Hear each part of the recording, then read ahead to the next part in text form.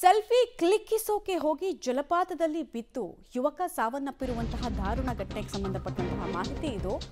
ವರುಣ್ ದೇಸಾಯಿ 19 ವರ್ಷದ ಯುವಕ ಮೃತ ದುರ್ದೈವಿಯನ್ನು ತಿಳಿದು ಬರ್ತಾ ಇದೆ. ಚಿಕ್ಕಮಗಳೂರು ತಾಲೂಕಿನ ಕಾಮಿನಹಳ್ಳಿ ಫಾಲ್ಸ್ ಬಳಿ ಘಟನೆ ಆಗಿದೆ. 19 ವರ್ಷದ ವರುಣ್ ದೇಸಾಯಿ ಮೃತ ವಿದ್ಯಾರ್ಥಿ.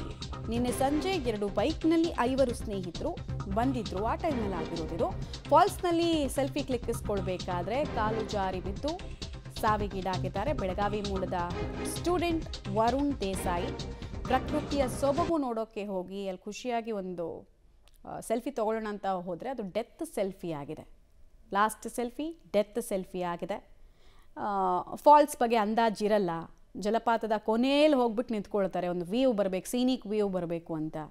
ಈಗ ನೋಡಿ, ಒಂದು ಫೋಟೋ ಹುಚ್ಚು ಗೋಡೆ ಮೇಲೆ ಶಾಶ್ವತವಾಗಿ ಫೋಟೋ ಹಾಕ್ಕೊಳ್ಳೋ ರೀತಿ ಆಗಿದೆ. 19 ವರ್ಷದ ಹುಡುಗ. ಸೆಲ್ಫಿ ಕ್ರೇಜ್ ಜೀವಗಳನ್ನು ಬಲಿ ತೆಗಿತಾನೇ ಇದೆ. ಅರೆ ಕ್ಷಣದ ಸಂತಸಕ್ಕೆ ಶಾಶ್ವತವಾಗಿ ಒಂದು ಸುಂದರ ಜೀವನ ಹೋಗಿದೆ.